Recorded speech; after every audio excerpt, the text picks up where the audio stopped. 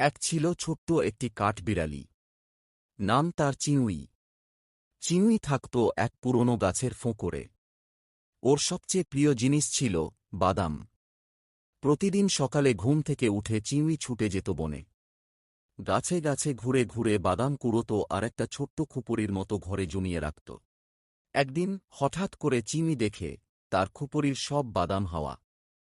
চিংড়ি কাঁদতে কাঁদতে বলল, আমার বাদাম কে নিল? এখন শীতকাল আসবে, আমি কি খাবো? ঠিক তখন নিচের থেকে একটা নরম গলা শোনা গেল। আমি নিয়েছি চিউই ভাই, আমি খুব ক্ষুধার্ত ছিলাম। এটা বলল ঝপু, একটা ছোট্ট খরগোশ। চিংড়ি একটু রাগ করে বলল, তুমি আমার জমানো বাদাম নিয়ে নিলে, আমাকে না বলেই। ঝপু লজ্জায় মাথা নিচু করে বলল, আমি দুঃখিত, আমি ভুল করেছি।